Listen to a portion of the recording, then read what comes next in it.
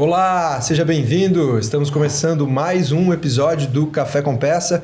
Eu sou Henrique Della Rosa, um dos hosts desse podcast. E aqui ao meu lado, mais uma vez, ele, Alberto. Tudo beleza, Alberto? Tudo beleza. Seja bem-vindo de novo. Obrigado, mais um. Pergunta de sempre, tá preparado? Tô preparadíssimo. Não pode falar que tá cansado, hein? Ficou 60 dias de férias. Não dá pra falar que tá cansado. 60, né? Tá vindo da Europa, falar assim, o pessoal vai achar que você tá voltando de Frankfurt, né? Mas não é. Não. Tava pro outro lado. Não, tava pro outro lado. Fui passear um pouco. Bom demais. Muito bom. Você sabe que esse episódio aqui é episódio número 21. Não sei se você se atentou a isso. Não sabia. Sabe o que isso significa? É o quê? Significa que em pouco mais de 12 meses a gente fez 21 episódios que dividiram um pelo outro aí daí 1.5 episódio por mês. Né? Olha só, por que eu tô falando isso? Porque quando a gente começou a gente tinha uma meta assim por baixo de fazer pelo menos um episódio por mês. A meta é baixa para podcast, né? A gente sabe quanto mais melhor o algoritmo trabalha, mais relevância você ganha. Mas a gente sabia das dificuldades, o mercado muito offline e tudo mais. Então, assim, podemos dizer que a gente está tendo sucesso e que está ganhando... Batemos a meta. Batemos a meta aí nos últimos 12, 13 meses, tá? Então, que assim continue. Esse mês, felizmente, a casa está cheia, né? Esse é a primeira gravação, mas nós vamos ter 3 gravações esse mês. Então... Mas, enfim, antes de anunciar os nossos convidados, né? Que... na minha opinião, vem do estado com a melhor comida do Brasil, tá? Não sei se você concorda com essa afirmação. Concordo. Passo bem quando eu vou pra lá. Pois então. Tem inveja que a carteira não tá mais comigo. Eu preciso passar aqueles recadinhos, né? Para quem tá chegando aí no nosso canal agora, caiu de paraquedas aqui no YouTube. Se você gostar desse e de outros conteúdos, eu sugiro que você se inscreva no nosso canal, ative aí o sininho, clicando aí para ativar as notificações e sempre receber um aviso quando um novo conteúdo for publicado. Se você tem um perfil lá no Instagram e ainda não segue a nossa página, não nos acompanha, é fácil de nos encontrar, é @Café com Peça. E claro, nós também estamos disponíveis em todas as plataformas de podcast, como Spotify, Deezer, enfim, não tem desculpa, dá para ficar por dentro do que está rolando aqui na academia, fazendo uma corrida ou até mesmo lavando aquela louça de domingo. Tá? Agora sim, nós estamos aqui, temos a honra de estar aqui com 2 mineiros, né, de Belo Horizonte. E vou começar apresentando primeiro o Gustavo, né? Gustavo é sócio fundador da Rodag. Eu tive até que anotar aqui o currículo dele porque é extenso, tá? Além de sócio fundador da Rodag, ele é conselheiro fiscal da Rede Âncora, presidente do Sincopest Minas Gerais e diretor da FEComércio. Seja bem-vindo, Gustavo. Obrigado, Henrique. Prazer tê-lo aqui. Obrigado, prazer foi meu. Valeu. E aqui do lado dele, o Fábio, que para quem é acompanhante assíduo aí do podcast, sabe que não é a sua estreia, né? Segunda vez. Segunda vez. Teve no episódio do Coquinho, né? Da Brascânia, lá na Automec. Episódio que foi líder de audiência durante um bom tempo no nosso podcast. Depois acabou sendo ultrapassado por outros. Legal. Mas é um episódio relevante. Seja bem-vindo, Fábio. É uma honra estar aqui, Henrique, participar não só do podcast, né? Mas também participar dessa vida ativa da Della Rosa, né? No mercado, enfim. Fazer parte aí, uma pequena parte, mas fazer parte aí dessa história. É uma parte significativa. Para quem não conhece o Fábio é nosso homem de vendas lá no estado de Minas Gerais, que cuida dos negócios relativos a caminhões e ônibus, né? Isso, perfeito. Deixar claro, senão o Lima vai me ligar aqui no meio da parte automotiva. Da parte automotivo pesado. Exatamente. E, bom, um abraço pro Coquinho, um abraço pro Lima. Abraço. E vamos lá, né? Vamos lá. Gustavo, a gente preparou uma série de temas aqui para tratar, mas assim, a primeira coisa que nos chama a atenção, que a gente queria ouvir, me corrija se eu falar os números errados, mas você tem 45 anos? Isso, correto. E a Rodag 26. 26 anos. Então quer dizer, no almoço você me falou isso, eu falei, então você começou com 19. Aí você me corrigiu e falou que começou com 15. Comecei com 15. Então vamos lá, conta essa história, porque assim, como eu falei aqui antes da gente iniciar a gravação, a gente lida com muitos sócios fundadores ou executivos diretos que estão à frente do negócio, e é raro a gente encontrar um sócio fundador tão jovem. Né? É mais comum a gente encontrar da geração do meu pai, por exemplo, na casa de 60 e tantos anos. Então, como é que foi esse negócio? Como é que você veio parar no mercado de autopeça? Meu pai tinha uma autopeça, na época chamava J Diesel, e mexia com peças Scania, ali na Pampulha, e fui trabalhar com ele, né? E graças à sabedoria dele, eu comecei lá embaixo, na época, acho, nem sei se é da época de vocês, era Cardex. Sim, a gente não é da época, mas já confere essa história aqui, de abrir os armários. Isso, abriu as fichas. Então, assim, você decorar a peça era muito mais fácil do que ter que mexer com aquele tanto de ficha. Então, você sempre ficava curioso. Mas para que essa peça que você separa? Né? Onde vai isso? Então, você tinha uma curiosidade que te ensinava ao mesmo tempo. Né? Não é igual o Google hoje que você batia, via foto, não. É a mexer com aquele tanto de ficha, anotar, a alocação onde estava, era muito trabalhoso. Então, ali eu comecei a trabalhar ali, ter gostado realmente do negócio, do processo. Era um processo muito louco, tinha umas microfichas, não existia catálogo, a Scania liberava umas microfichas, era num aparelho visual, que você tinha que ver uns números pequenininhos, tinha que ter uma visão, olhava, tabela de preço, colocava, aquela loucura, e eu ainda comecei a trabalhar no final, que estava acabando aquela loucura de inflação, de lista, então mudava todo dia uma lista, e deu um aprendizado muito grande, sabe? Então a história começou ali, depois meu pai passou um tempo, tive a oportunidade de trabalhar com freio de caminhão e fui trabalhar nessa empresa, com uma empresa chamava Frenar na época. Eu trabalhei um tempo mexendo com Vabco, com Knorr. Essa empresa era do seu pai? Não, essa empresa já era minha já. Eu já tinha andado, a empresa era Frenar. Então, fui mexer, foi um novo desafio, porque eu era muito novo e fui mexer com uma coisa que eu não tinha tanto conhecimento. Mas foi um desafio grande. Na época, até a gente passava muito por modificação de freio comum para freio a ar. Então, vendia muito kit. Agora, tinha uma diferença de hoje no mercado, né? A gente tinha poucos modelos de caminhão.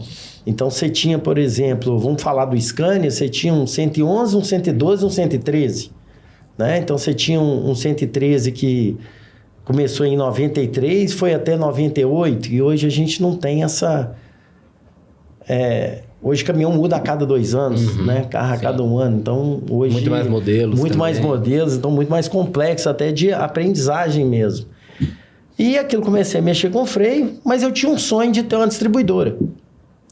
Aí eu montei a Rodag na cidade industrial, foi ser distribuidora de peça de freio, para atender empresas grandes frotistas. Freio só de Scania? Não, aí era geral. Era geral.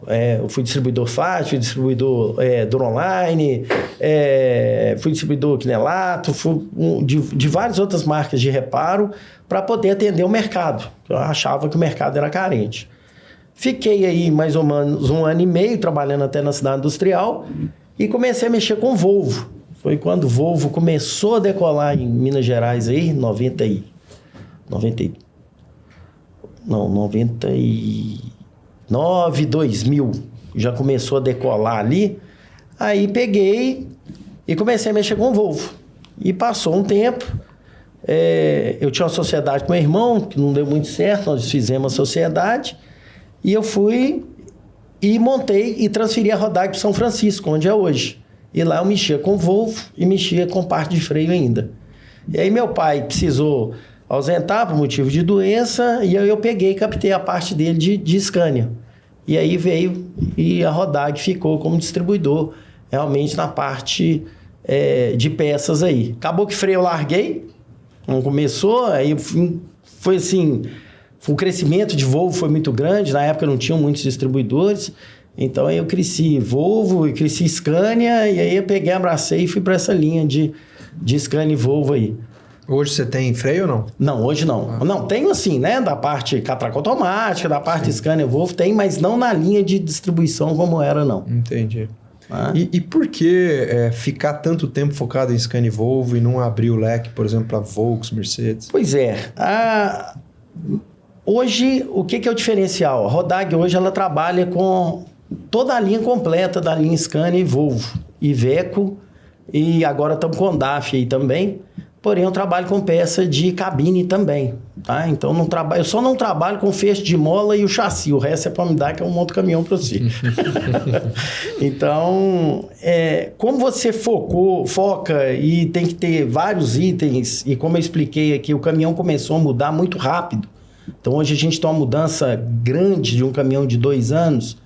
e a gente acha que a frota não muda, mas ela muda muito rápido. A gente até conversou no almoço que você está impressionado de estar vendo tanto caminhão Volvo já do modelo novo, né? Caminhão que tem 2 anos só de mercado. Então, isso muda o estoque da gente muito rápido. Principalmente linha de acessórios, né? De tudo, justamente. A parte assim, eles mudam muito o visual da cabine. Troca muito. E assim, a grande mudança da Rodag foi quando eu resolvi trabalhar com essa linha de body parts, da parte da cabine, porque era uma parte que não existia fábrica no Brasil, até hoje não existe fábrica no Brasil, e tinha que vir de fora. Então, foi uma parte que eu tive que virar uma chave, porque eu tive que importar, né? Importação, para quem conhece, é uma caixinha de surpresa. Então, foi onde eu aprendi muito, apanhei muito, tem muito tombo na história aí, mas foi assim, foi de um grande proveito, de um grande conhecimento, até por conhecer vários países aí, de ir em feiras, de conhecer a indústria, de ver como é que é o Parque Fabril fora do Brasil também. E aí que teve uma mudança de chave grande, porque nós viramos referência nessa área aí também no estado. Então, isso foi muito bom, isso foi muito produtivo aí. O Iveco veio antes do DAF. Veio antes do DAF. Porque, na realidade, o DAF ele apareceu mesmo na pandemia, né? Onde ele apareceu, que ele deu um boom, né? Ele deu um boom em vendas aí, foi o DAF, acho que era o caminhão praticamente que tinha para entregar na época da pandemia, porque pararam algumas produções. Então, ele veio e então começou. Só que lá fora você já via esse caminhão há muito tempo já, e todo caminhão que lança aqui, ele é lançado 2 anos antes na Europa, né? Então, essa parte de farol, de para-choque, grades, ele não muda muita coisa, né? Se muda, sim, motorização, porque lá fora já tem o Euro 6 há algum tempo e nós passamos a mudança do motor esse ano, né? Chegando agora. Agora que está chegando o Euro 6, então a gente era Euro 5. Mas fora isso, os componentes são muito parecidos. Já tinha lá? Já tinha lá, era só trazer para cá. Algumas peças atrás não é igual não, mas a gente ajusta, dá certo. E seu sonho lá atrás era montar uma distribuidora. Uma distribuidora, tá? Isso. E esse sonho hoje foi realizado? Foi realizado, graças a Deus. Rodag é uma distribuidora de peças. Uma distribuidora de peças. Tá, então assim, a sua venda prioritária é um televenda. Exatamente. Tem balcão televendas também ou não? Pouco, mas o forte é televendas. A retirada de balcão é para o próprio frotista que vai retirar. Né? Agora, ligado ao consumidor final mesmo é pouco. Hoje realmente é voltado à casa de peças do interior, pessoal que precisa aí de peça, por a gente ser específico, então a gente tem um estoque bem completo, né? Então eu não tenho só a curva A, eu tenho a B, C, né? Então isso ajuda. Como um bom regional, você trabalha com a cauda longa. Exatamente. Legal. E assim, como é que é um pouco dos nichos de mercado que a Rodag atende? Né? Porque Minas tem algumas particularidades que não tem em outros estados, né? A questão da mineração, a gente falou um pouco disso e tal. Quais são os principais nichos que vocês estão presentes? Hoje o principal nicho nosso é o frotista, né? O caminhão, as empresas de grande volume de caminhões que atendem vários segmentos, incluindo um deles a mineração, né? Propriamente dito, atendo um ou outro cliente direto à mineração mesmo, direto ali à mineração, mas atendo muitos clientes que prestam serviço dentro da mineração, que fazem o carregamento do minério ali, né? E como é que é essa operação no dia a dia? Não, a operação ele geralmente eu atendo a garagem, né? Então eles têm garagem, tem um ponto, liga, compra a peça na Rodag, a gente entrega e geralmente faz a manutenção na própria garagem. Eles têm essa manutenção aí. Então, mas eu me refiro assim, a operação do caminhão, a maior parte do tempo dele, ele passa lá dentro da mineração. Passa dentro da mineração. Ele tem um horário de carregamento lá, fica... Olha, boa parte aí. Provavelmente é uma das operações mais severas que pode se submeter ao caminhão. Com certeza. O nível de impureza, a carga. Até porque o próprio minério ele destrói, assim, ele é muito agressivo, né? Sim. Ele é muito abrasivo. Então você nota isso no próprio plástico. Você pega um plástico que ele é acinzentado, ele com o tempo ele vai pegando o marrom do minério, e o produto para tirar o minério é um produto muito agressivo, né? Que é o solupan que eles falam. Então, até um veneno aí para as coifas de direção e ponteira que destrói aí, mas não é só isso, mangueira e tudo. Então, você vê que o caminhão ele sofre um desgaste muito rápido, né? É muito diferente que você pega, por exemplo, eu atendo cegonheiro. Então, você pega um caminhão, às vezes, do mesmo ano, de uma cegonha que está carregando aí na Fiat, para um caminhão que está no minério, poxa, você olha e fala assim, mas que diferença grande. Né? A diferença e é essas grande. empresas de caminhões que as mineradoras terceirizam o trabalho com elas? Sim. Essas empresas, elas estão prestando serviço diretamente para as grandes mineradoras? Para as grandes por exemplo, mineradoras. da Vale? Isso, ou tem empresas menores? Não, Vale, Gold, eles trabalham diretamente. Entendi. Não? Essa é provavelmente o principal drive da economia do Estado. Sim. É um dos principais.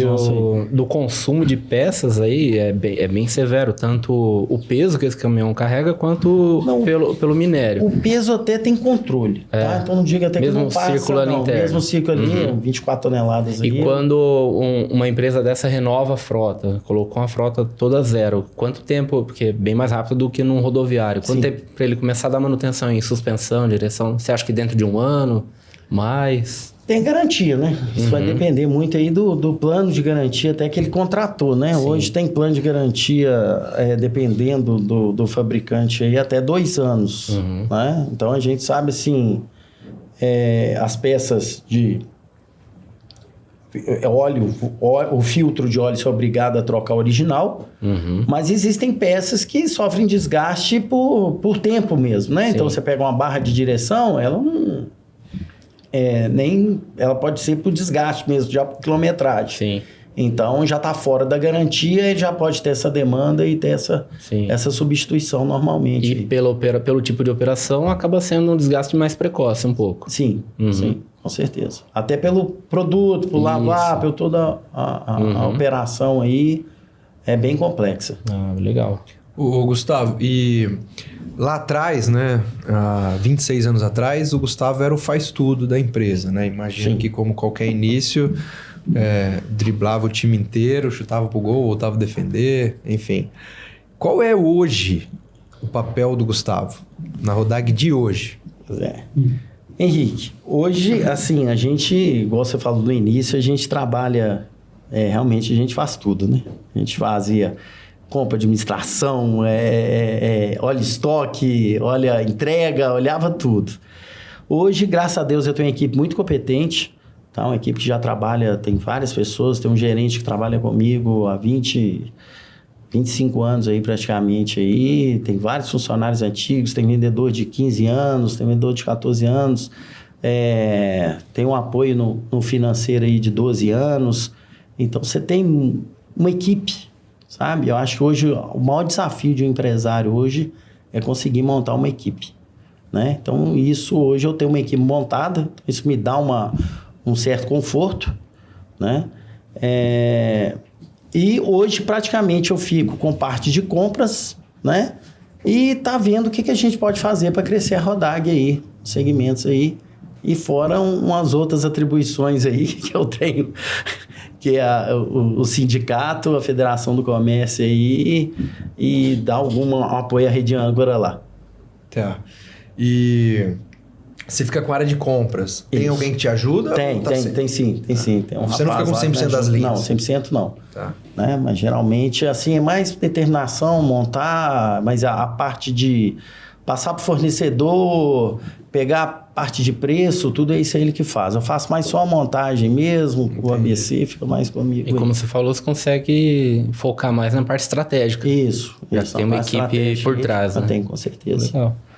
A gente falou mais cedo, né, da dificuldade de mão de obra, especialmente para cargos iniciantes, assim, isso. Estoquistas e tudo mais. Como é que é o seu turnover na área de vendas? Você falou que tem vendedor de 12, de 15 anos, no geral. Sim. Existe um turnover? Ele assim, é uma questão a ser resolvida ou a sua equipe de venda é a mesma há muitos anos?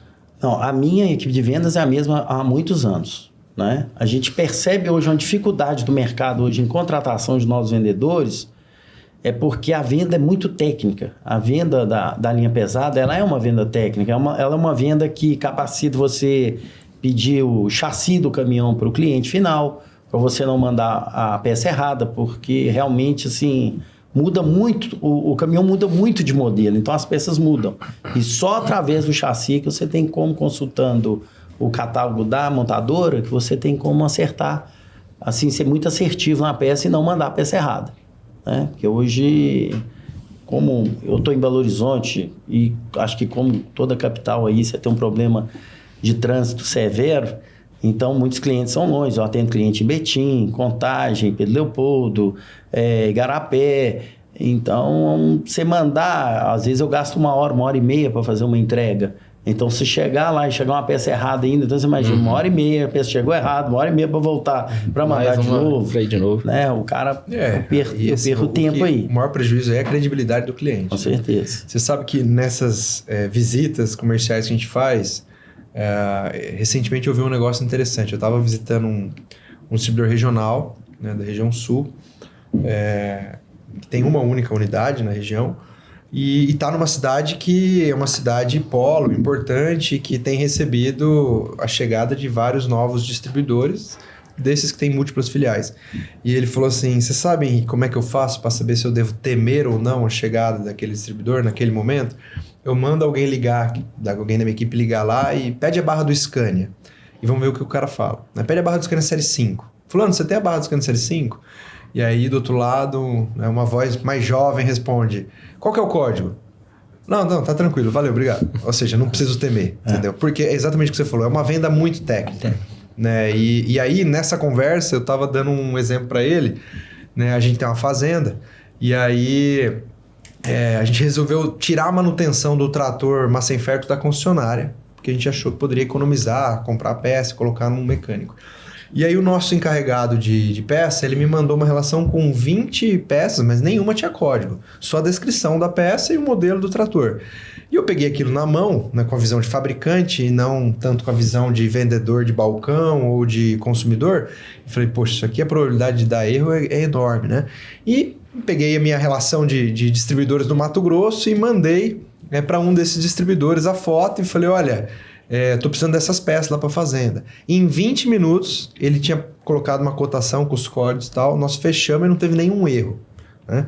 E aí eu até falei pro meu pai na ocasião, falei, olha isso. Né? Isso é uma equipe de venda competente, técnica, que converteu pela descrição. Por quê? Porque provavelmente o cara tá lá 15, 20 anos fazendo essa mesma coisa. Isso para ele é muito fácil. E isso gera uma credibilidade incrível, né, em quem tá comprando. Porra, olha que maneiro. Coloquei lá, chegou, a galera aplicou, deu tudo certo. A próxima que você for precisar, com certeza vai de novo no mesmo. Exato. E aí eu me coloquei na posição do consumidor e depois fiquei lembrando do cara que falou, sabe como eu faço para saber se eu devo temer ou não? Bem interessante, é isso aí mesmo. E aí, isso é uma dificuldade, né, Fábio? A gente que está na ponta da indústria, muitas vezes você precisa fomentar o sell-out do distribuidor e isso passa por uma dependência direta do nível de mão de obra, da qualificação, da capacitação de quem está em vendas. Às vezes você faz tudo, se driblou o time inteiro, mas o vendedor precisa chutar pro gol. Né? E se ele fraquejar ali por alguma falta de conhecimento técnico e tudo mais, aí a gente vai ter dificuldade. É isso, né? Quer puxar uma aí, Alberto? Senão eu vou ficar monopolizando o microfone aqui. Bom, a gente falou lá dos colaboradores, só que do início você falou da Rodag, me surgiu uma curiosidade. De onde que veio o nome Rodag? O que significa esse nome aí? Porque a gente viu o pessoal colocando os nomes lá, não sei o que, diesel, Rodag é simples, Rodag. De onde é que veio? A Rodag chamava rodovia. No primeiro dia de empresa aberta, instalou a placa, colocou todo o tamanho, eu estava na beira da BR olhando a placa. Você que tinha escolhido. Eu que tinha escolhido. A junta comercial tinha aprovado, tudo certinho, placa pronta, nota fiscal pronta, cartão pronto, tudo pronto. Uma empresa operando, eu estava olhando para a placa, aí me chega um cara, tudo bem, você que é o proprietário da minha pessoa, deixa eu te falar, eu tenho uma empresa que já tem mais de 10 anos que chama Rodovia. Nossa. E esse nome é meu, você está abrindo uma empresa lá agora, também. Em Contagem, já tem isso. Eu falei, cara, mas a junta aprovou. Eu falei assim, olha, eu vou entrar na justiça, eu acho melhor você já mudar seu nome agora, que você está começando agora. Eu falei, puxa vida. Fui embora com aquela pulga atrás da orelha, liguei pro contador, falei, cara, aconteceu? Ele falou, pode acontecer de ter errado. Eu falei, mas e aí? A placa tá pronta, tudo pronto. Ele falou assim, olha, se ele tiver realmente o nome registrado, você vai perder. Agora, se ele não tiver e você correr e registrar, pode ser que você vai ganhar. Mas posso te dar um conselho? Troca. Pra você evitar. Não arrisca, não. Antes de você fazer, não arrisca.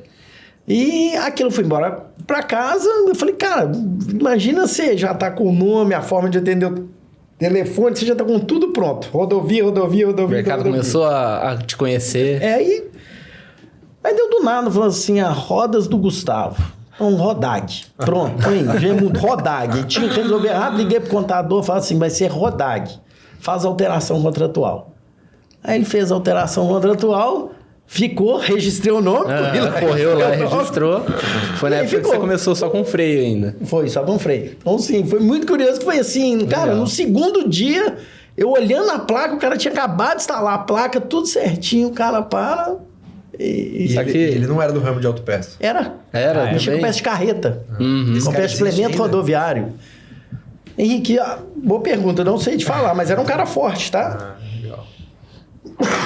Mas você não conhecia? Não conhecia. Legal. Mas realmente depois eu fui pesquisar e realmente era um tempo... Na época também não tinha essa ferramenta que a gente tem hoje, que é o Google na mão pra descobrir tudo, né? Com certeza. Então, na época, realmente ele mexia muito com implementos rodoviários, ele é um cara forte. E eu acho que foi o sensato também. Deus sabe o que faz. Legal, com certeza. Legal, boa história. Que bom que foi a tempo, né? Com certeza, com certeza. Pelo menos deu pra fazer o nome aí. Fala Rodag, pelo menos boa parte aí conhece. Pegou bem, com certeza. Muito. Ô, Gustavo, a gente sabe que você é conselheiro fiscal da Rede Âncora. Isso. Né?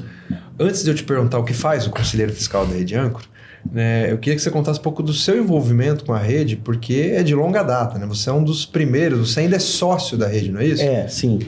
Como é que foi esse negócio? Cara, eu conheci a Rede Âncora, foi até num evento, numa feira na Autop. Aí, uma feira Autop em 2016, acho que foi 2016 teve Autop, tá? Foi ano ímpar ou ano par aí. Tinha um dos associados da Rede Âncora que foi no evento. Eu lembro que foi o presidente, que era o presidente do Cinco Peças na época, e foi o Tião, que era um associado. E no caminho, a gente conversando no avião, depois fomos dar uma volta de manhã cedo, fazer uma caminhada, a gente começou a falar, falou, cara, tem curiosidade de saber o que é Rede Âncora, né? Porque eu tinha conhecidos que eram da Rede Âncora, como o Magda BHM, como o próprio Luizinho Toninho do Autobits. Então, eu tinha curiosidade de saber o que era a Rede Âncora. E ele passou para mim, num bate-papo, ele falou assim, Gustavo, eu acho que você ia encaixar na Rede Âncora. Eu ficamos com aqui, eu falei, não, na hora que a gente voltar, vou querer conhecer melhor a Rede Âncora aí. Aí, batemos um papo, eu fui conhecer o que era o formato da Rede Âncora. Na época tinha que ter até aprovação para entrar certinho. Aí eles aprovaram, então eu fiquei e entrei. Só que na época era o formato que você era sócio da Rede Âncora, né? Aí você comprava as cotas e entrava para dentro da Rede Âncora. E aí realmente foi um formato, foi uma forma muito próxima de chegar na parte A das indústrias. Porque o que acontece hoje no mercado? O mercado teve uma transformação. A gente teve uma quebra de cadeia no mercado. Antigamente era indústria, distribuidor. O distribuidor nacional passava para o regional passava para o outro cliente, que passava para o outro cliente. Né? Mas houve problema de importadores que quebraram cadeia. Então, hoje, assim... O distribuidor nacional, ele vai até o seu cliente final. Até porque o seu cliente final ele não é tão pequeno, ele é grande, ele é um frotista, né? Então, isso começou a dar um choque, porque como eu compro uma peça no distribuidor nacional, eu não conseguiria vender para o consumidor final. Então, eu tive que realmente dar uma mexida nas linhas da Rodag, ir para uma linha para comprar praticamente tudo só de indústria, mas muitas vezes não tinha acesso às marcas premium, tá? Até por volume de compra, ou às vezes não dava preço por causa do volume que você tinha que comprar, eu ainda não conseguia comprar aquele volume. Então isso aí eu estou falando de uma Meritor, de uma MAN, de uma SKF, né? E a Rede Âncora me deu condição de chegar nesse passo e ficar competitivo. Então, essa foi a grande virada de chave aí da Rede Âncora dentro da Rodag, de ter acesso a essas marcas que a gente chama de marcas premium aí, né? Isso em que ano que foi essa entrada na Rede Âncora? 2016. 16? É isso. Aí depois passou, a transformação foi logo na virada aí. Depois aí o Said assumiu, virou o CEO da Rede Âncora. A Rede Âncora passou por uma grande transformação.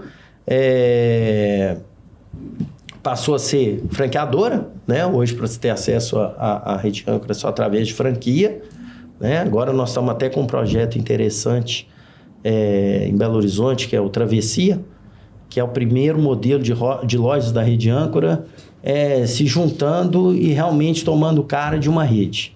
Então, todas as fachadas hoje estão iguais.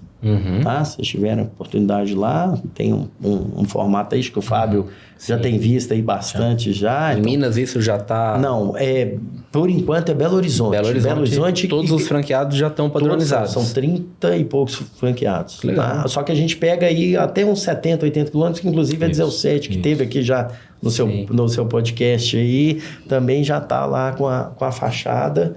Então, a gente agora faz parte de um grupo, que é o Grupo Rede Âncora aí. Né? Isso dá uma confiabilidade aí do cliente poder comprar peça segura, peça de primeira linha. Gera uma identidade. Gera uma identidade, com certeza aí. Então, a gente tem trabalhado bem aí. E é um projeto muito interessante e diferente. Tá. A principal vantagem de você ser um franqueado ou um associado da Rede Âncora é, então, você acessar fábricas, fornecedores que até então você não acessaria. Isso. Não só para Rodag, mas para... Com preço competitivo. Exato. Mas especialmente para aquele lojista menor do interior. Isso, né? Exatamente. Tá. E qual seria a principal desvantagem?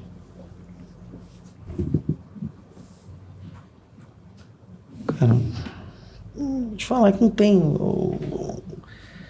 Henrique, você tem outras coisas agregadas, por exemplo, hoje a gente tem um grupo de amigos do setor. Eu acho que, por exemplo, você mesmo tomou iniciativa, e no início a gente estava comentando aqui, que o setor de autopeça ele é um pouco desunido. Acho que você pode perceber isso aí até na formação do podcast.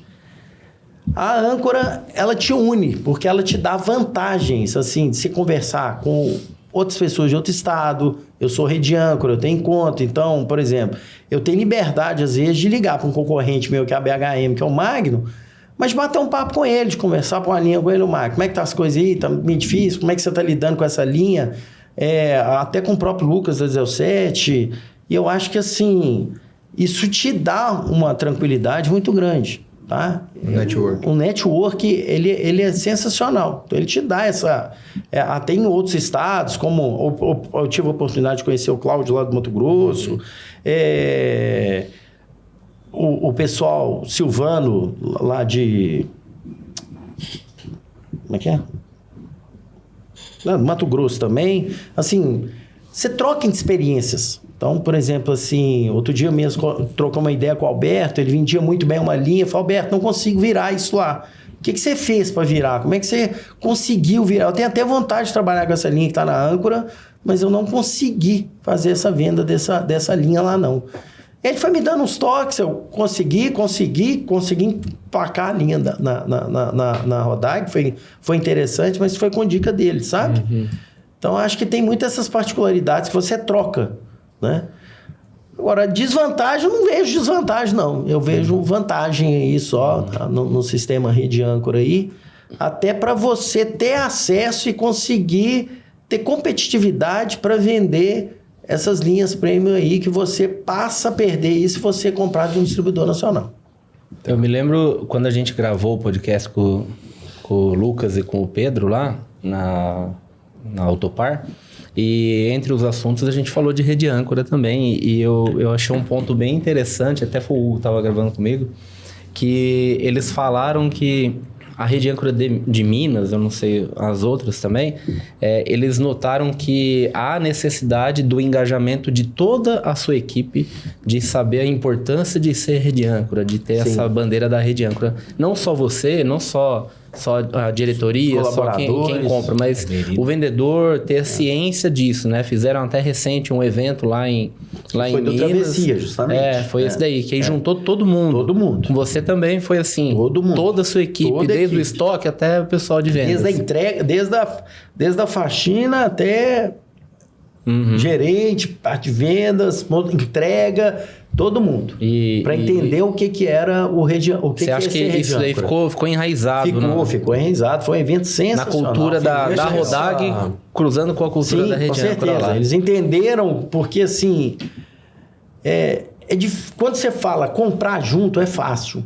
Mas na hora que fala vamos vender junto, aí é mais difícil, porque você mexe muito em particularidade, como é que cada empresa vai funcionar, como é que vai funcionar uma garantia. Eu tô comprando o Henrique, tô comprando a rede âncora da Henrique, né? Então imagina aqui, aí deu problema. Aí eu vou lá no Alberto trocar, falo, mas peraí, você comprou, eu comprei na rede âncora. Tá, eu sou rede âncora, mas você comprou. Mas acaba que a gente consegue intermediar isso aí, facilitar isso. Sim, que é mais do que você só acessar algumas fábricas, né? Exatamente. Você tem todo um know-how de sistema, com certeza. Tem um know-how de te ajudar e de estar debaixo de uma grande rede, né? A gente vê hoje que alguns... Por exemplo, nós temos um exemplo claro em Minas Gerais, que é o exemplo de farmácia. A gente tinha muita farmácia local. E há uns 20 anos, Araújo aí, uns 20 anos aí. Até uma que é famosa lá, né? Araújo, é o Araújo. Tem de tudo lá, né? Tem até remédio. E ela dominou o mercado. Ela dominou, assim, literalmente. Ela acabou com todas as farmácias de pequeno porte. De bairro, de tudo. Ela engoliu, né? Ela tem muito formato americano, do Walgreens. Então, ela vende... Por isso que eu brincava, vende até remédio, né? Mas hoje, por exemplo, eu tenho o maior revendedor de picolé do estado de Minas Gerais, que bom é ela. Nossa. O maior revendedor de ração pedigree do estado é ela. Então, assim, são mais de 350 lojas, então ela tem potencial, né? E a gente acredita, assim, que o mercado, o mercado brasileiro, ele é um pouco parecido com o mercado norte-americano. Então, a gente acredita que o mercado vai funilar e não vão ficar tanto, igual a gente tem hoje, tantas opções de varejo de linha branca, ou ter de tantas pessoas. A gente vai ficar com pessoas mais fortes, então, dentro de redes, entendeu? Esse formato tem fora, então, também. Esse formato da rede âncora? Não, o formato rede âncora é um formato único. É único. É o único. Você não encontra em outros países. Não encontra. Você tem outros através de franquia, que é a própria AutoZone, né? Ela é franquia, aí tudo é franqueado, né? Então, hoje franqueado. Mas ela te dá um suporte. É o que eu te falo. Você tem uma pessoa que às vezes quer crescer, que está no meio do caminho, que não consegue, porque querendo ou não, as fábricas hoje são cobradas pelos regionais também. Né? Então, de repente, aquele cara está comprando pouco, eu estou comprando mais, eu vou cobrar, né? Então, eu vou chegar assim, o Della Rosa, eu estou comprando mais que o cara aqui, eu quero fomentar, ele está me atrapalhando, vamos focar aqui, vamos fazer um time para a gente jogar junto aqui. E a fábrica pensa diferente nisso aí, né? Então, a gente sabe que o mercado está mudando cada dia mais. Eu falo assim... eu tive a oportunidade de viver 2 momentos. Um antes pandemia e um pós-pandemia, né? Foi assim... Eu acho que muita coisa mudou e muita coisa está mudando, né? Então, você vê evolução de carro, vamos ter para frente aí caminhão elétrico, carro elétrico, ônibus elétrico, como é que vai ser isso para a gente, né? Até onde que isso vai chegar para a gente, quanto que isso vai nos afetar. Nós temos o biodiesel, nós temos que lembrar que nós somos o único país do mundo com motor flex. Né? Isso é fundamental, a gente tem que lembrar disso. Diferencial competitivo. Né? Então, assim... Etanol etanol forte. Então, a gente tem que lembrar que no Brasil pode ser que a pegada é diferente. Né? Pode ser que a gente não vá, talvez, 100% para o elétrico ainda não. Nós vamos passar aí, tem um biodiesel. A gente tem um problema dessa questão do abastecimento da parte elétrica aí. Quem pega estrada aí, você pega muita estrada aí, você sabe a dificuldade que é. Hoje a gente não tem nem parada direito para os caminhoneiros. Às vezes a gente tem dificuldade de encontrar um posto. Um posto de gasolina, quanto mais tem um ponto de abastecimento elétrico, né? Matriz energética nossa tem muita falha. para que isso esteja acontecendo, a gente teria que ter, basicamente, que no Brasil todo, já 220. Você pega interior de Minas Gerais, a maioria é 110 ainda. Nós não temos nem 220. É, verdade. Então, a gente não vai conseguir colocar um equipamento de carga alta para carregar um carro que seja um caminhão rápido. E o cara não vai poder esperar 8 horas para carregar, 9 horas para carregar. E a crítica que a turma faz é, dado que a infraestrutura ela é pouca, o cara para sair e fazer uma viagem, ele tem que fazer quase que um plano de voo. Isso, para ele não ficar horas aguardando, esperando, ou até mesmo para parar antes num posto para reabastecer, né? Recarregar. Enfim, voltando na âncora, todas essas mudanças que você mencionou, olhando de fora, tá? Eu conheço a âncora há algum tempo, mas de fazer negócio com a âncora há 4, 5 anos. Então, já sou da geração do Side. Então, assim, me parece que ele foi o cara que fomentou boa parte dessas mudanças. Foi na gestão dele, Sim, foi na gestão dele. Sim. Essa questão cultural, de unificar, de senso de eu conheci muita âncora já na geração dele. Eu não conheço a âncora da geração passada, não. Tá? Eu já estou mais ou menos junto com você ali da parte ali. O que eu escuto dos mais antigos é isso, entendeu? Mas aí você percebe que as grandes mudanças vieram na gestão do Side. Pois é, ele tá devendo uma visita aqui. Pois é, então pode cobrar. Estamos aguardando ele. Até aqui o Café com Peça não é prioridade na agenda dele. Se ele assistir aqui, já toma um puxão de orelha aí, Side. Estamos fazendo lobby aí com os franqueados, né? Exatamente, vamos cercando. Bom, finalmente, o que faz o conselheiro fiscal da Rede Âncora? Olha, na realidade, eu sou o suplente do Conselho Fiscal. O que assume o primeiro é o seu Lauro. Né? A gente, na realidade, coordena as contas da Rede Âncora, né? Então, tem os investimentos, do que é feito, a gente faz as aprovações e tem o CAD, né? A Âncora tem um CAD, que são um conselho de 5 pessoas, e mais cada conselheiro de cada estado. Hoje são 15 estados onde a Âncora tem CD, então nós temos 15, mas tem 2 que participam também, que são atrelados ao Espírito Santo, que é São Paulo e... Qual que é o outro? São 2 que... O Estado do Espírito Santo abastece 3 cidades. É São Paulo... Não é Bahia? Não me lembro o outro. A Bahia. Bahia. Né? Então, você tem um representante de cada estado.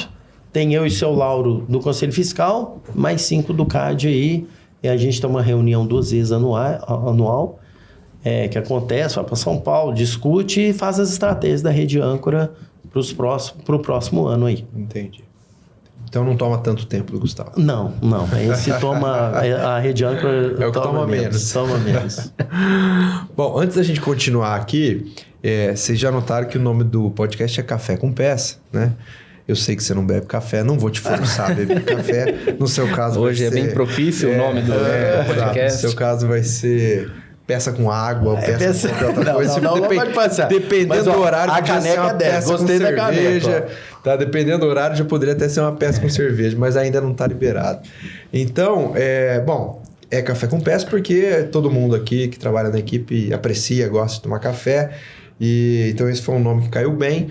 E aí, né, nessa linha do Café com Peça, a gente tem aqui uma parceria, né, com a Mais Um Café. Não sei se você conhece essa... Não deve conhecer, porque não bebe café. Minha filha gosta muito de café. Então eu vou falar aqui para você falar para sua filha, tá? Dá Mais Um Café é uma empresa, também trabalha com modelo de franqueado, se eu não me engano são mais de 700 lojas espalhadas pelo Brasil. E, enfim, a gente é super parceiro deles e todo episódio eles mandam aqui uma garrafa em cortesia. E hoje, além da garrafa, falei que tinha 2 mineiros aqui. Então, eles mandaram aqui, ó, 2 copinhos de pão de queijo. Poxa. Tá? Então, vocês podem ficar à vontade, pode se servir. Eu vou me servir de um café aqui, tá? Um cafezinho é bom. Você toma, Fábio? Toma. Então, passa pra cá que eu vou te servir. Eu vi uma vez um comediante mineiro, ele falando assim que se você der o mesmo café pra um paulista fazer pro mineiro, fazer o do mineiro vai ficar mais gostoso. Só porque ele é mineiro. Pega o café 3 Corações, dá igual, dá pros 2. Aí, ó. Obrigado. Certeza, né? Que você não vai tomar. Muito bom. Mas fica à vontade. Prometo que no dia que eu aprender a tomar café, eu vim cá tomar um café. Isso. Tá? Você vai ser o Mas primeiro, tá? o pão de queijo vocês podem comer, tá? Pode provar, tá tudo beleza, tá tudo liberado aí. Não pode deixar de mandar um abraço aí pros donos da Mais Um Café aqui em Santa Bárbara. Obrigado aí, ó. Pão de queijo. Juninho e Manu. Lembrou Minas. Obrigado, Juninho. Tá aprovado? Pode casar, viu? Quem fez o café. Bom, vamos seguir aqui, né, no que a gente preparou para conversar com você, Gustavo. Você é presidente do Sincopest de Minas Gerais. BH, né? BH é região. Tá, BH é região. Qual que é o papel do Sincopest na BH é região? Hoje, o grande papel do sindicato é... O que é a maior arma de qualquer sindicato? É a convenção coletiva que ele tem. Tá? É o único órgão que pode negociar diretamente com o laboral é o sindicato patronal. Então, as regras são montadas de uma empresa, de acordo, quem pode mudá-las é o sindicato laboral e o sindicato patronal. Então, o grande papel do sindicato é justamente fazer a parte do empresário. Né? E hoje, com muito bom senso, para a gente não pode nem ter abuso nem do lado A e nem do lado B. Então, a gente tem que entrar com assentimento para ter uma convenção trabalhista legal para os dois lados. Né? Então, essa é a grande função de qualquer sindicato. É difícil? É difícil, não é fácil não. Né? Porque você tem pontos que puxam para um lado, pontos que puxam para o outro lado, mas a gente tem que estar sempre formulando, porque vem ideias, por exemplo, não funcionar mais sexta-feira, não sei quantas horas de descanso, entendeu? Então, são coisas assim, cara, não tem lógica, não dá conta. E há um trabalho muito grande, porque a gente tem que pensar pequeno e grande ao mesmo tempo, porque a gente tem que pensar no microempresário que está ali também. Existe muita MEI, muita empresa de pequeno porte ali, que começou igual eu comecei. Então, que de repente está ele, a esposa e 2 funcionários. Então, qualquer ato de irresponsabilidade numa convenção coletiva, eu posso comprometer o futuro até da empresa dele. Né? Então, a gente, assim, a grande ferramenta do sindicato é a convenção coletiva que ele tem na mão, que é ele que pode negociar e ele que faz. Hoje você é o presidente do Sincopest de Minas Gerais. Exato, de Belo Horizonte e região. Isso, porque Belo Horizonte e região. As outras regiões, a gente até pediu uma extensão de base agora com atacado, nós vamos atender atacados também, tá? Atacado a nível Minas Gerais, tá? E algumas cidades próximas ali que a gente sente que faz parte do contexto nosso ali, tá? Cidades próximas ali. Sim. E outra coisa é o Sincopest, ele é o único que consegue conversar com o órgão estadual. Certo. E até federal. Vocês têm acesso. Eu tenho acesso. Por exemplo, hoje o secretário. Eu represento também Minas Gerais na Câmara, na CBCPAV, que é a Câmara Automotiva da CNC, tá? Que a gente hoje, inclusive, luta aí pela questão da inspeção técnica veicular, que a gente acha que é necessário, tá? Onde até o presidente da CBCPAV, o Ranieri, a gente tem lutado aí pela inspeção técnica veicular. Vou explicar 2 temas aí que eu acho que é importante o pessoal saber tudo aí. A inspeção técnica veicular, primeiro, a gente hoje tem algumas peças nos automóveis, caminhões e ônibus que são prejudiciais no dia a dia para acidentes e tudo, e que não são levados em consideração, por exemplo, o amortecedor. O amortecedor, você só sabe se ele está ruim se ele estiver socando. Mas se ele tiver 50%, ele não está socando ainda e ele dificulta frenagem, ele dificulta curva, ele dificulta estabilidade do veículo e que pode causar um acidente. Tá?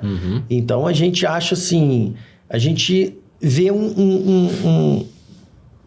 uma coisa, uma fiscalização muito intensa em algumas partes, por exemplo, em cima de um escolar, em cima de um táxi, mas você tem outras mobilidades hoje novas que não tem uma regra em cima disso. Quando ele está, por exemplo, o amortecedor nesse 50%, você só descobriria através de uma inspeção. Inspeção veicular. E hoje a gente sabe assim... Tem muita gente que está usando o carro aí ao limite. Então, por exemplo, eu troco o freio porque fez barulho ali, a partir daqui eu gritando, pedindo assim, pelo amor de Deus, me troca. Né? E a proposta dessa inspeção seria, qual que é a frequência dela? Olha, a proposta seria pegar carro aí de 3 anos de uso, começar particularmente anual. Fazer anual. Aí fazer vistoria de suspensão, de freio, pneu. A gente acha que isso ia dar um conforto melhor. Sim. Sabe, a gente ia diminuir muito o acidente. Por exemplo, a CNC levantou números. O que o país arrecada de IPVA, 97% ele gasta com acidente. Isso é um dado da CNC. Então, ou seja, o que a gente acha que a gente contribui, o que é o IPVA, o que pelo menos é proposto para a gente? Que o IPVA é um imposto que a gente paga para que a gente mantenha as nossas estradas em bom estado. Sim. Não é isso? Todos podem ir? Porém, 97% do valor gasto, a gente gasta em acidente. De indenização? Não, com custo para no hospital, remoção, com tudo. Isso, a gente tem um custo muito alto com isso. Né? E realmente, assim, você que roda muita estrada aí, você vê cada coisa. O Fábio roda bastante aí, muito perigoso, né? A gente tava comentando. A gente vê cada caminhão torto andando. Torto, entendeu? Então, você, assim, precisa ter. E outra proposta que a gente tem defendido aí, que é o direito de reparação. Hoje, já tem veículos hoje que estão impedindo Vou dar um exemplo aqui. Você pega um Fastback, Fiat, você não tem acesso à manutenção dele. Ele não tem aquele OBD, sabe aquele lateral do lado que você liga e tem a leitura? Ele não tem isso. Só por intermédio da concessionária. Então, esse direito já existe na Europa, que é o direito de reparar. Ou seja, eu posso reparar o meu carro aonde eu quiser, desde que a oficina seja credenciada. Sim. E a gente está lutando por isso, porque isso não pode virar Imagina você comprar e ficar refém, né, de arrumar em só um lugar. A gente já corre risco de passar isso no elétrico, né? Eu falo que o elétrico, ele tem uma... Inclusive, é uma preocupação até do Corpo de Bombeiro hoje, porque numa colisão de um carro elétrico, como é que você chega num carro elétrico?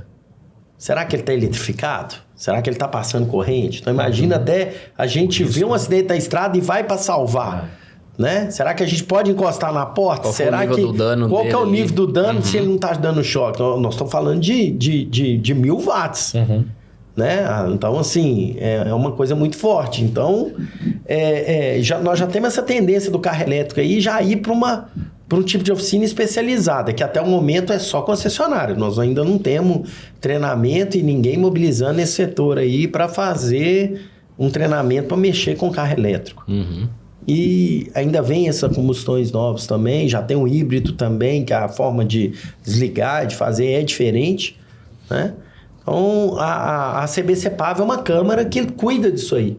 Então, isso é mexer com o governo, mexer com o Senado, mexer com voto, mexer com... Então, é um representante de cada estado, tá? Que vai a Brasília, que sentamos numa mesa para discutir o que a gente pode fazer pelo setor. Isso é em nome do Sincopes. Isso é em nome do Sincopes. Você está lá... Tá? Eu estou representando Minas Gerais pela FEComércio na CNC.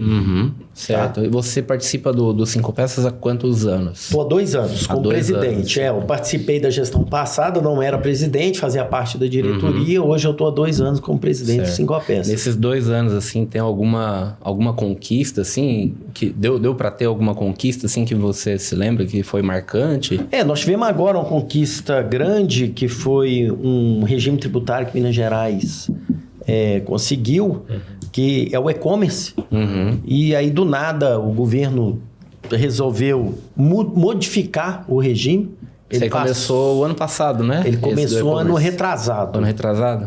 Aí várias pessoas já estavam ano passado e ele trocou agora na virada aí do mês de abril para maio, alegando que você teria que ter 30% de venda para fora do estado. E que ele só iria dessa forma... Só para quem estiver ouvindo a gente aí, para a gente estar no mesmo contexto. É um regime de e-commerce. Isso. No qual a empresa ela tem um ganho fiscal, um ganho tributário. Na realidade, assim, o primeiro ganho inicial é que ela não paga ST no ato da compra, ela só paga no ato da venda. Sim. Né? Então, hoje todo mundo sabe aí que o maior desafio de uma autopeças hoje é que se eu passar um pedido para Della Rosa de 10 mil, eu só vou receber aí 8.000, 7.900 de mercadoria. Eu nunca vou receber os 10 mil. Sim. Né? O resto ficou no imposto aí. E no caso, com esse regime, se eu comprasse os 10 mil, estaria recebendo os 10 mil em mercadoria. Esse é um regime exclusivo do Estado de Minas. Exclusivo do Estado de Minas Gerais. Essa fatia da ST que sai da indústria para o distribuidor, no caso do e-commerce, ele fica isento nessa transição. Ele pagaria depois na venda. Só na venda, justamente. Só que é um percentual menor, porque o MVA dele é calculado numa base menor. É uma base menor. Então, aí houve uma intervenção. Isso para equilibrar mais ou menos com o Espírito Santo, por exemplo, que está ali do lado de Minas Gerais. A gente sabe hoje que Espírito Santo hoje é um grande problema para o estado de Minas Gerais. Né? Não é à toa que se você puxar historicamente quantas autopeças, quantos distribuidores existe dentro do estado do Espírito Santo, você vê que é incompatível pelo que o estado é. Né? Então, assim, Minas Gerais sofre porque lá não tem ST. A gente tem um problema de quebra de protocolo do estado do Espírito Santo com Minas Gerais. Né? Então, vamos explicar o que é a quebra de protocolo. Há uns anos atrás, o Espírito Santo era... Quem estava no estado do Espírito Santo e vendesse para Minas Gerais, ficava obrigatório de fazer o recolhimento do imposto. Então, eu só venderia para você. Se você estivesse em Minas, eu estou no Espírito Santo para me vender para Minas, eu já calculava o imposto e jogava na nota, então saía, estava ali. É menor? Era menor. Né? De qualquer jeito, já ficava um pouco mais difícil de quem está dentro do estado de Minas Gerais vender. Aí, com a quebra do protocolo, ou seja, a responsabilidade do recolhimento agora é de quem comprou. Então, ele faz se ele quiser. Se quiser jogar a nota fora, ele joga. Né? Agora, pode ser que lá na frente ele sofra punição? Pode. Né? Se ele sobrar uma fiscalização, ele pode sofrer. Mas eu questionei, inclusive... O risco é dele. Inclusive, questionei o Estado disso também, você imagina um caminhoneiro que a vida dele é carga, ele tem um caminhão, a vida dele é batalhar na estrada. A gente sabe que a vida de um caminhoneiro autônomo é muito sofrida. Como é que ele vai arrumar tempo de parar, de fazer cálculo de guia, de complemento de ICMS? Não tem como fazer. Entendeu? Então, ele não tem. Ele não deixou de pagar, não foi porque ele quis, não. Falta de conhecimento. Falta de conhecimento. Talvez, falta de conhecimento.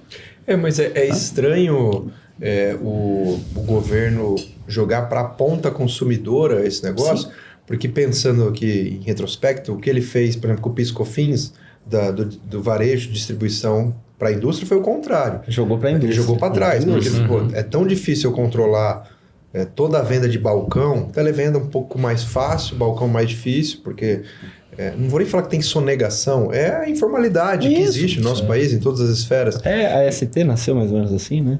Você antecipa o imposto. Ela foi para acabar com...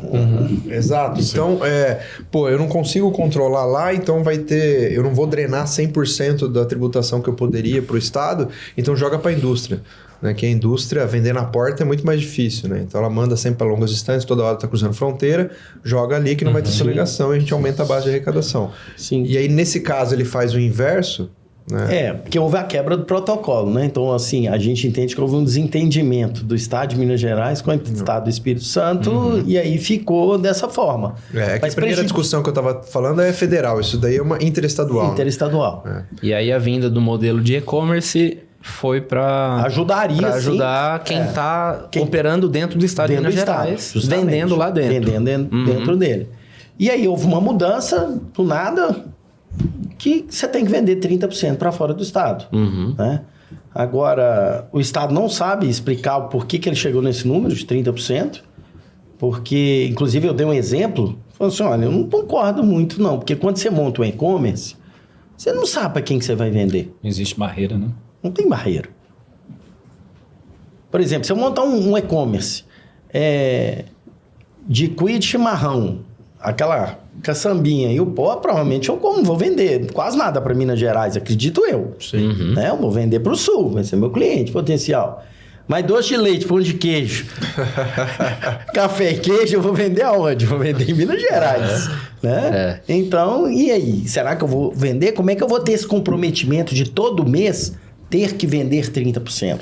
E sem contar que a frota ela é muito regionalizada, né? Sim, com certeza. Alguns estados demandam mais de determinada frota de alguma marca específica do que outras em função até do próprio segmento industrial, comercial que ela está envolvida ali. Sim. Né? Então, a suspensão do regime iria acontecer no mês de junho. E aí o Cinco Peças conseguiu, junto à Federação do Comércio, nós tivemos no estado, conversamos e conseguimos prorrogar o regime até dezembro. Então, houve uma prorrogação até para não pegar a pessoa de surpresa. Até porque o estado foi muito duro, porque se ele derrubasse ali em junho, o que você já tinha adquirido, você teria que pagar o ST 100% e à vista. Né? Que rasteira. Que rasteira, porque você não está projetado para isso, né? Então, houve essa mudança. Pode ser ainda que a gente consiga, a gente está batalhando, a gente está querendo entender de onde saiu os 30%. Né? A contrapartida, né, a isso seria a isenção integral da esteira. Sim. Só que aí, Henrique, eu não acredito não, porque o Estado não tem dinheiro para reembolsar a gente. Essa é a verdade. Você fala da mercadoria que está estocada? É muito dinheiro. Então, se você pegar no antro de todas as autopeças, ele não teria isso. A não ser se foi feito, talvez, 50% em longo prazo. Tá? Então, pegar aí 24 meses e faz isso gradativamente. E vai fazer gradativo. Mas nos também estados que isentaram recentemente, teve esse reembolso? Teve reembolso. É obrigado a ter reembolso. Porque você já recolheu aquilo já que você recolhi, tem no estoque. já tava. E tem como você colocar um corte ali? Você passa seu estoque, né? Então, vamos supor que fosse virar agora no dia 1º de outubro, né? Então, contabilmente, a gente entrega o valor de estoque que a gente tem, faz a apuração, ali você consegue identificar quanto que tem quanto que é substituto tributário ali, e vai descontando para frente. Sim. E aí, no caso, a partir de 1º de outubro, viraria débito e crédito. Ah, tá. Né? A gente voltaria aos modos antigos, né? Que é o débito e crédito, e pagaria, talvez, sei lá, romper 50% e 50% e entendesse aí. De repente alguém do Mato Grosso ou do Pernambuco tá ouvindo, né, ou vai ouvir, e fica meio sem entender a razão dessa discussão, né? E assim, o que a gente tinha conversado mais cedo é que Minas é possivelmente o estado em que o comércio é mais afetado pela isenção da ST no Espírito Santo. Sim. Né? Pela proximidade. Né? Sim. Nós estamos falando de mais ou menos 500 a 600 quilômetros de capital a capital. Né? De capital a capital né? Mas é o mais próximo, foi o que mais atingiu. Foi o que mais atingiu. Então, no mercado de autopeça, essa questão ela é muito latente, né? O cara que tem uma única loja lá dentro de Minas sofrer com a vinda de mercadoria do Espírito Santo, e especialmente se for para frotistas. Por exemplo, a gente tem Goiânia também, que seria o mais próximo, a que não teria ST, mas não incomoda a gente. Entendeu? Exato. E Santa Catarina. Goiânia, Belo Horizonte é o quê? 900 quilômetros? Por aí. Mais ou menos isso. 900, mais ou menos. Pois mas não incomoda. Agora, o estado do Espírito Santo incomoda já há anos. Né? Incomoda, não é? Até fala assim, se toda indústria pegasse o número real de venda dela para o Espírito Santo, sabe que não é real. O selim não bate com o sellout. Né? Justamente. Porque, e a gente conversou isso mais cedo, não é só autopeça. Não, em geral. Para medicamento... linha branca. Não, ar-condicionado hoje. Material construção, provavelmente. Tudo que você for comprar, qualquer ar-condicionado que você comprar na internet, ele sai do Espírito Santo. Né? Ele sai do Espírito Santo. Essa é uma questão, né? Até aproveitando que nós estamos nela, né? Mais cedo você comentou que na reforma tributária eles preveem uma... na realidade, todo regime especial ele acaba em 2032. Qualquer regime de qualquer estado. 2032 é o último ano, né? Teoricamente... A substituição tributária é um regime especial? Não. Mas o compete que isenta, a isenção é um regime especial. Do Espírito Santo. Entendeu? Então, para isentar, por exemplo, esse do e-commerce, ele, de qualquer maneira, ele termina em 2032. Qualquer benefício, qualquer coisa que você tem do Estado, independente que seja o Estado, ele vai terminar em 2032. Tudo que foge à regra... Termina em 2032. Teoricamente, a gente teria que ter seria a reforma tributária, seria para colocar todos os estados no mesmo nível de competição. Só que a gente sabe que não funciona assim. Né? A gente sabe, por exemplo, o estado do Espírito Santo peca demais na logística. Ele não tem logística. Eu não acredito que um cara que tem um galpão lá, ele deixaria de vir para o interior de São Paulo para continuar no Espírito Santo. Porque no interior de São Paulo ele teria uma logística 1000 vezes melhor para atender a nível o Brasil inteiro. Né? Então, eu acho que vão ter algumas divergências aí, algumas coisas que ainda alguns estados vão ficar com determinadas vantagens. Aí eu acho que vai depender aí muito de cada estado como é que vai lidar com isso aí, né? Que não vai ser com esse governo atual de nenhum estado que nós estamos, né? Sim. Na realidade, ela começa em 2026, ela tem um momento de transição. O que a gente percebe, tem muito medo, é que a parte de serviço vai ser muito afetada. E automaticamente também a gente tem medo que isso afete a empresa da gente, porque querendo ou não, a gente depende de muitas pessoas que geram serviço, como contabilidade, como departamento jurídico, como prestadores de serviço. Muita gente tem a entrega de mercadoria das lojas, são de empresas terceirizadas, então isso eleva o custo e eleva o final, o produto para o cliente. Né? O próprio cliente nosso, por exemplo, eu que trabalho com caminhão, ele tem o conhecimento de transporte, que é um serviço. Então, quanto que isso vai subir para ele ali, ele vai ter que repassar. Né? Então, uma cadeia que a gente repassa e a gente sabe que a nossa carga tributária não consegue mais. A gente não pode subir mais a carga tributária. A gente tem que tornar o nosso país cada dia mais competitivo. Sim. Né? E na sua posição, né, como juntando todas essas funções que você desempenha, empresário, conselheiro da Rede Âncora, do Cinco Peça, FEComércio, qual que é a sua avaliação do atual governo do Estado de Minas Gerais, do Zema, em relação particularmente a essas questões e como isso impactam o desempenho, a performance das vendas do varejo? A gente tinha uma esperança, Henrique, muito grande no Zema, que o Zema eram empresários, né? Ele é dono de uma rede ele tinha uma rede de postos, foi vendida logo quando ele assumiu, e ele tinha uma rede também de linha branca, corrente de Ponto Frio, Casa Bahia. Então a gente sabe que ele sente a dor do empresário. Ele está no segundo mandato, eu acho que o primeiro mandato dele foi um mandato mais interessante. Sabe? Ele, pelo menos, a gente tinha uma ideia melhor, a gente achou que ia desenvolver alguns pontos positivos para o Estado, inclusive começando com alguns benefícios, mas a gente sente que o Estado está com um problema de uma dívida que está a nível nacional aí, dependendo hoje do Senado. Né? Até quem está conduzindo a negociação da dívida é o presidente do Senado. Que é mineiro. Que é mineiro, mas ele que está negociando a dívida, porque realmente o Estado está em situação difícil. Né? Nós estamos falando de 160 bilhões de dívida, que não é fácil. Né? Mas o Estado de Minas Gerais, principalmente para comércio, ele está sem competitividade. Ele precisa ganhar competitividade. Ou seja, ele até aqui, nesses quase 6 anos, ele não colocou o dedo nessa ferida. Ele não colocou o dedo nessa ferida. Vocês, como FEComércio ou Cinco Peças, têm acesso? Já tiveram acesso? Já tivemos acesso. Sentar na mesa com o governador? Temos de passar. Se mexe alguma coisa, mas nada efetivo.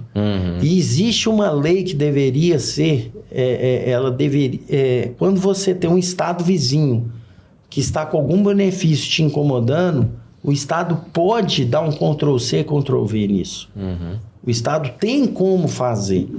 Para defender a sua economia. Exatamente. Só que eu não sei se talvez ele está tardio isso para ele. Ele já fez o levantamento e hoje ele tem que pagar muito para a gente, porque realmente para interromper hoje a ST, todo empresário vai perguntar, pá, mas e aí, o que eu tenho para receber? Então, hoje, eu nem sei se você chegar para o empresário, a primeira pergunta que ele vai te fazer é essa. Fala assim, tudo bem, mas você vai encerrar, mas como é que você vai me pagar? Eu vou te pagar em 48 vezes. Não, para mim, não quero, não. Entendeu? Isso não vai... Em 48 meses, você vai sumir com o meu dinheiro. Teria que encontrar um contraponto aí, contraponto, né? Entre os dois lados. Só que não tem a conversa nem para encontrar o contraponto. Então, a gente sabe assim... Então, você tem a questão de linha branca, que a gente vê que está sofrendo muito, né? O e-commerce hoje, eu falo assim... A gente tem que tomar muito cuidado, porque eu falo assim... Houve um mundo antes pandemia e um mundo pós-pandemia. Onde realmente na pandemia a gente sabe que é futuro, mercado digital, mas ele preocupa muito na área de peça. Eu acho que precisam ter regras. Eu vejo cada coisa sendo vendida em plataformas digitais que não deveriam ter sido vendidas. Por exemplo, amortecedor recondicionado, ponteira recondicionada, ABS usado. Como é que você vende um ABS usado? Como é que você testa ele? Né? Hoje, por exemplo, uma pessoa que tem um desmanche hoje, tanto de ônibus, quanto de caminhão, quanto de carro, ele tem que ter uma licença do Detran. Ele tem que ser homologado, ele tem que ter um selo. Aí como é que eu vou numa plataforma e vendo qualquer coisa sem regra nenhuma? Então eu acho que está tendo 2 pesos e 2 medidas e não poderia ter isso. Eu acho que está na hora do governo também pensar em como é que nós vamos fazer para fazer esse acerto aí, sabe? Porque os números, primeiro que os números que são passados de vendas de autopeças não são reais, porque eles misturam acessório automotivo, peça de colisão, tudo como autopeça. Então, por exemplo, um rádio, um alto-falante, um tapete de carro, não é peça. Pra gente sempre foi acessório. Então, a categoria sempre foi acessório. A categoria peça é uma outra categoria, né? Então, pergunto, já pensou comprar uma barra de um caminhão usada? Recondicionada? Recondicionada? Né? Que segurança que eu tenho isso? Além de todo o problema de risco, de segurança e tudo mais, isso gera uma experiência muito negativa para o consumidor que provavelmente vai se traumatizar com esse tipo de canal. E aí, isso limita o crescimento de um canal que é tendência a ter crescimento. Sim, com certeza. Mas como a experiência não é boa, basta a gente. Você vai lá e faz uma compra num determinado marketplace e, falou que ia levar 24 horas, levou uma semana. Veio um produto que não era o que você colocou no carrinho, veio um produto errado ou na mesma qualidade especificada. Isso tudo vai gerando uma frustração, experiência de cliente péssima, você vai repensar para fazer a mesma compra. Então, acho que isso é uma das barreiras que o segmento de autopeça tende a enfrentar no processo de digitalização. Além de uma outra barreira que eu entendo que seria uma barreira de operação logística mesmo. Né? Porque o que eu vejo que algumas indústrias têm feito? Ela monta o marketplace dela e ela faz a venda por um mecanismo chamado de uberização. Né? Então, eu vou vender a barra do Scania em Minas Gerais. O cliente final está comprando no meu marketplace. Lá ela vai rastrear por geolocalização quem é que tem a barra e está mais perto dele. A Rodag tem a barra e está mais perto dele. Então tá, mas a Rodag ela tá totalmente integrada nesse mecanismo para entregar esta peça no tempo que esse indivíduo deseja, que eu estou falando e prometendo que eu vou entregar. Enfim, Belo Horizonte é um grande centro, mas e esse cara que está comprando lá no interior do Tocantins? Entendeu? Então, assim, eu acho que nós temos alguns desafios, mas esse que você está trazendo aí é um desafio seríssimo, assim, né? De experiência ruim para o consumidor e de riscos associados e de falta de, não sei nem se é fiscalização o termo, mas enfim, de falta de profundidade nas análises para entregar o que você realmente o que o cara realmente está demandando na compra. Né? Eu acho que falta muito hoje também, a gente explicar. Acho que o jovem hoje ele tem pouco acesso ao que é um custo Brasil, o que é um custo empresa. Ele simplesmente julga, não, fui lá numa loja ali, custava 10, na internet é 4, é 5, né? Mas o que está por trás de uma loja e o que está por trás de um marketplace? Né? O porquê que é 4, por que é 5, o que é o drawship, o que o drawship gera de financeiro para o nosso país? O que o dropship gera de emprego? Que é você comprar, eu venho cá, busco uma peça, vou ali e entrego. Então, eu sou uma pessoa. Geralmente, a pessoa que faz dropship, ela não tem nenhuma empresa aberta. Ela não contribui com o INSS. Né? Ela não gera imposto para o país. E o país precisa de dinheiro. Para o imposto, a gente fala imposto, mas sim, nós temos que pagar imposto. Mas eu acho que hoje a gente tem pouca gente pagando uma conta alta. Sim, sem dúvida. Então a gente está precisando de mais gente para contribuir com essa conta. Eu acho que o jovem hoje ele não tem muita noção do que é um custo. Outro dia eu tive a oportunidade de estar numa palestra, achei muito interessante, que o cara colocou 2 hambúrgueres montados assim, um numa tela, outro na outra, e perguntou, o que tem aqui? Aí tava assim, o de casa e o da lanchonete. Aí todo mundo respondeu, alface, tomate, bacon, tudo ali. Só que o da lanchonete ele foi e tirou o resto de baixo. Aí tirou licença de funcionamento, imposto de abertura, conta de água, conta de luz, conta disso, conta daquilo, aluguel, funcionário, né? Que são coisas que estão embutidas que realmente você não pode comparar ou competir. Então, eu acho que a gente precisa dar de entender o que é esse custo Brasil, porque realmente assim, as novas profissões, elas estão muito fáceis, né? O que é eu ir ali, fazer um postinho, colocar no TikTok e ser rentabilizado por isso? Eu sou rentabilizado por um vídeo que eu fiz, né? Já pensou que tem alguém aqui filmando a gente aqui rentabilizar o podcast? Então, você se rentabiliza. Então, quer dizer, na nossa época não tinha dinheiro fácil dessa maneira. Né? É um vídeo no YouTube, é um Instagram que eu fizer alguma coisa, eu levar, eu ganho Ibope com isso. Então, assim, eu passo a ganhar produto de parceiros, né? Então, mas o que é isso para o país? Né? O que é a minha preocupação é que eu vejo aí jovens, a gente vê aí, por exemplo, hoje você vê joguinho, é isso, a gente vê pessoas vendendo rifa de carro importado a R$2,50, né? De carro que vale R$2 milhões, R$1,5 milhão, e ele ganha dinheiro com isso, tá? Mas como é que vai ficar isso? Como é que a gente vai conseguir equilibrar isso? Porque isso tudo atrapalha a conta final. Então, aí você tem uma Della Rosa com tantos anos... Quantos anos de mercado? 47. 47 anos de mercado. Uma Rodag de 26 anos de mercado. Será que nós vamos ter que pagar essa conta toda? Até quando nós vamos aguentar? Essa é a pergunta. Até que dia que nós vamos aguentar pagar todas as contas? Né? Acho que a provocação é interessante, né? E, de fato, cai naquilo que a gente falou mais cedo, né? O nível de informalidade no nosso país ainda é muito alto. Né? Negócios, tem crescido muito? Tem crescido. Esse negócios como os nossos não permitem, né? Informalidade. Então, a gente basicamente carrega o piano, né, da contribuição nas costas, né? E isso, de fato, vem sufocando todos os setores, em especial a indústria, né, que chegou a representar 28% e hoje representa 11% do PIB, 10% do PIB. Que é onde está o que a gente chama de emprego de qualidade, né? Vamos colocar dessa maneira, né? Mão de obra mais tecnificada, valor agregado maior, enfim. Muito bom. Porra, que aula, Gustavo,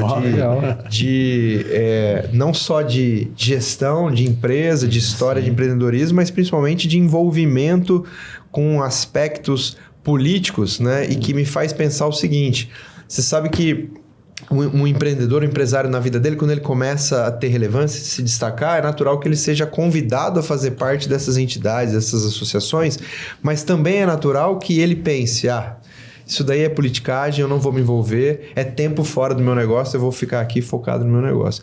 Então, a minha última pergunta nesse aspecto você tem sentido que tem valido a pena esse tempo que você abre mão de estar na Rodag para estar na FEComércio, no 5 Peças? Sim, eu acho que a gente tem conseguido, eu acho que tem que brigar pelo setor, sabe?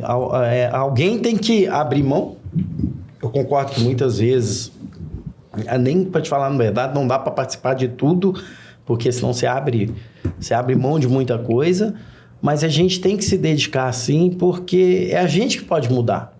né? A dor é nossa, e nada melhor do que eu, como empresário, eu sei a minha dor, eu sei a dor do segmento, né? Então, eu acho que tem sim valido a pena aí. A gente devagarzinho tem plantado, pelo menos tem dado os gritos, conseguimos fazer que o Estado ouvisse essa prorrogação. Já estamos com pedido lá de cancelamento desses 30%, ou até mesmo nós fizemos um estudo econômico envolvendo Minas Gerais e Espírito Santo. O estado de Minas Gerais hoje tem a maior malha rodoviária do país, né? E os números de empresas do Espírito Santo não podem ser maior do que aqui, né? Então a gente tem provocado o estado aí que pelo menos que ele cria algo diferente para o setor de autopeças. Então que ele cria um regime especial para o setor de autopeças, né? Que talvez não seja, mas que daqui para frente então não cobre e a gente acaba com o estoque ali, começa a vir daqui para frente novo, que esteja alguma solução, né? Que a gente consiga. E assim, então tem tido êxito no trabalho. Eu acho que quando a gente está tendo êxito, dá um ânimo na gente, sabe? A gente vê até pelo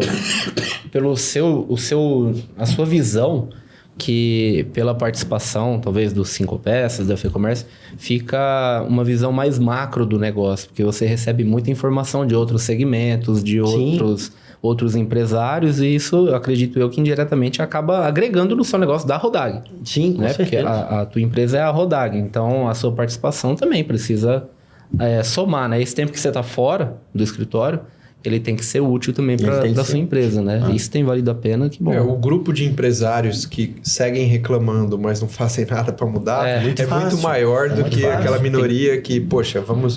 Tem que ser representado por alguém, quais são os meios pelos quais a gente pode executar ou solicitar alguma mudança, né? Então, eu vou te dar um exemplo claro, foi quando nós tivemos lá na Secretaria do Estado, e ela falou assim, me traz os números levantados. Saí de lá com o cabelo em pé. Falei, como é que eu vou apresentar isso para ela? Eu fui no Centro Econômico da Federação de Economia para poder ele fazer um estudo com informações corretas. Como é que eu vou apresentar para o Estado uma coisa que eu acho que o cara compra? Fizemos um levantamento, juntei umas 5 autopeças de quanto que era o preço por Belo Horizonte, quanto que era o preço pelo Espírito Santo, quanto que pagava ali, quanto pagava aqui, quanto que era venda. Anexei venda de produtos sendo vendidos do Espírito Santo para cá. Então, nós fizemos um documento sério para ser entregue e que tem que ser analisado. Então, não é simplesmente assim, é muito fácil a gente criticar, mas e a solução? Né? Eu comentei com você mais cedo hoje, poxa, a gente está ali... Nós somos uma fase agora que toda a cidade está com os prefeitos, né? E aí você escuta, não, o prefeito é ruim porque não tem segurança. Mas a polícia não é por conta da prefeitura, a polícia é por conta do governo. Né? Então, assim... Tem que saber a quem cobrar, e o que cobrar. Então, eu acho que isso é fundamental, mas espero que a gente tenha um alinhamento aí legal nessa reforma tributária aí, querendo ou não, ano que vem a gente vai saber mais um pouco, né? Que eu falo que é uma caixinha de surpresa ainda para todo mundo. Cada hora a gente descobre um pouquinho, né?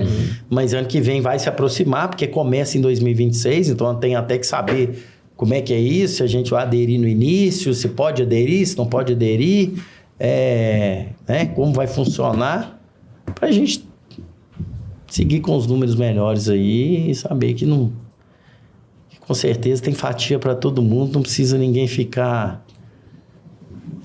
tendo benefícios indevidos, não. Né? Acho que infelizmente, a história do nosso país é marcada por grupos que se organizam e conseguem executar um lobby mais bem feito do que outros grupos que não se organizam, e aí tem essas demandas pontuais atendidas, né? Então, é um monte de gente pagando taxas acima da média em função daquela minoria que paga ou que acessa taxas abaixo da média, né? E, enfim, esse caso, o Espírito Santo com demais estados, em especial Minas Gerais, é mais um desses negócios começaram lá atrás com um puxadinho para atender uma demanda aqui e outra lá, só que isso virou um polo de logística e de recebimento de mercadoria para depois transferência para os estados de consumo. Virou um negócio grande, de grande porte. Grande, que agora para mexer é complicado. É complicado. Por outro lado, quanto mais tempo levar para pôr o dedo na ferida, pior é. Né? Então, assim, de fato, a gente tem razão para se preocupar e para tentar intervir e entender que isso mais tem potencial para atrapalhar do que para ajudar. E a gente vê até recente aí, houve até uma mudança no Rio Grande do Sul, não teve? Teve uma mudança lá no regime do Rio Grande do Sul, porque estava sofrendo muito com Santa Catarina. Santa Catarina não cobrava mais ST e eles estavam realmente, mas parece que lá houve uma mudança. Criou-se um regime lá que você não paga ST, aí você paga na saída 50%. Você escolhe ou você paga total do valor de custo ou 50% do valor de venda. Parece que o regime é assim. Não sei te falar detalhes não, mas lá se criou esse regime agora para dar respiro, porque estava todo mundo montando o quê? Um ponto de venda em Santa Catarina. Né? E quando você fala assim, poxa, eu montei uma filial, não é montar... Ele não está montando uma filial, ele está montando um ponto de compra, um ponto... Ele está dando dinheiro... Talvez ali para um operador logístico, de outro estado. De outro estado, mas um negócio ali, não funciona assim. Você estava criando um problema semelhante, né? Que você já tem um histórico. Eu acho assim, o empresário de autopeça, ele tem que preocupar em comprar bem e vender bem. É isso aí. Hoje a gente preocupa mais com parte tributária do que com o nosso próprio negócio. Muito bom, é isso aí, você resumiu bem. Assim como eu cheguei a dizer aqui que o industrial, ele durante a pandemia, ele passou 20 meses preocupando muito mais com inflação e com atualização de custo e repasse de preço para não ter ver sua margem virando pó, do que pensando em produzir, comercializar e fazer isso de maneira a gerar prosperidade, gerar resultado, né? Mas enfim, são as adversidades de se empreender num país emergente como o Brasil, e é por isso que no último episódio, né, eu comentei e falei isso com o Ailson da Norte, que esteve aqui, e vou falar a mesma coisa para você. Parabéns pela história, parabéns não só por matar um leão por dia, mas por desviar das antas que vão aparecendo no caminho, porque nós, empresários, empreendedores brasileiros, nós somos de fato uma espécie em extinção, né? Porque o ambiente é muito adverso. Então, assim, vocês citaram casos aí de cara que tinha um negócio, vendeu, tem um dinheirinho aplicado, o cara trabalha bem menos, está tranquilo. E mesmo ele tendo já tido aquele desejo no passado de empreender, hoje ele opta por não fazer mais isso porque, de novo, a adversidade é muito grande. São problemas tributários, jurídicos, logísticos, de mão de obra, que parece que você está na guerra solitária, né? Você está ali só com uma lança na mão para brigar com um monte de um exército imenso que está armado até os dentes. Então, parabéns pela história, pelo envolvimento. E por último, né, a gente já está aqui excedendo o nosso horário, e eu sei que vocês também têm voo para pegar ainda hoje. Então, por último, qual que é a mensagem que o Gustavo, da Rodag, do Cinco Peça, da Rede Âncora, da FEComércio, gostaria de deixar, não só profissional, mas pessoal, enfim, para quem está nos ouvindo ou vai chegar esse episódio até ele? Enfim, qual é a mensagem que você gostaria de deixar? Olha, Henrique, outro dia eu escutei uma coisa muito legal. Todos nós somos presenteados todos os dias com 86.400 segundos para ser vividos da melhor maneira possível. Então, façam o que gostem, sejam felizes, porque a vida passa rápido. Esses 86.400 pode ser curto, né? Ou pode ser longo. Então, é isso aí. Se gosta de peça, se tem o seu sonho, crie, corra atrás, porque o sonho é seu. E os 86.400 que são segundos são dados para cada um todos os dias, é para viver da melhor maneira possível. Muito bom. Muito legal. Muito bom. Valeu. Fábio e Alberto, deixamos passar alguma coisa aqui que não tenha... Uma aula, né? Uma aula, né? Uma aula. Foi, com certeza. Foi excelente. Parabéns. E acho que é um orgulho acompanhar durante bastante tempo o Gustavo, principalmente nessa evolução. Pude perceber isso aí nesses anos aí em contato com ele. E me sinto orgulhoso de ter alguém do estado, do segmento de autopeça, com essa participação ativa efetivamente em busca de melhoria para todo o segmento. É uma das coisas que foram faladas aqui, que é a questão de mais união, né, vindo da rede âncora. A gente sente realmente uma necessidade disso no nosso segmento. E eu acho que essa geração, esse espírito de empreender, de começar e de romper barreiras é muito importante, principalmente o Gustavo, que vem dessa geração, né, com uma mentalidade talvez um pouco mais diferente, um pouco mais rompedora, para que isso realmente se estabeleça no nosso segmento. E assim como ele tem essa mentalidade, e o podcast ele faz parte disso também no contexto de quebrar esses paradigmas, de aproximar mais as pessoas, de trazer mais informação para todo mundo, porque a gente chega no final que o Gustavo falou. O tempo ele é o mesmo para todo mundo. Saiba aproveitá-lo da melhor maneira possível. Então, assim, obrigado pela aula aí, viu, Gustavo? Não, eu que agradeço. E parabéns pela, parceiro aqui, pela sua participação, e me sinto realmente muito orgulhoso. Obrigado. De poder tê-lo lá no nosso estado como uma voz ativa efetivamente para o nosso segmento. Obrigado. É isso aí. Bom, obrigado pelo tempo de vocês. Obrigado, Fábio, por nos ajudar a organizar essa vinda aqui do Gustavo. Obrigado, Alberto, né? Mais uma parceria aí. E Gustavo, e obrigado a você, Henrique, tá? Por ter essa experiência aí também, de ter conhecido a Della Rosa, esse bate-papo. Acho que é um trabalho que você tem feito aí diferenciado. Eu acho que você pode levar cada um contando um pouquinho de sua história aí. A gente pode... porque o Brasil é grande, né? O Brasil é grande. E a gente precisa mostrar... grande e diferente. Grande e diferente. A gente precisa mostrar todas as diferenças, mas como elas são complementares e a história de um pode impactar positivamente a vida do outro. E então, o nosso propósito aqui é exatamente esse, né? Transpor essas fronteiras de uma sala de reunião, de uma sala de compra e venda e levar essas boas histórias para o Brasil todo, para que a gente possa impactar de maneira positiva, frutífera, quem de alguma maneira for alcançado com o conteúdo.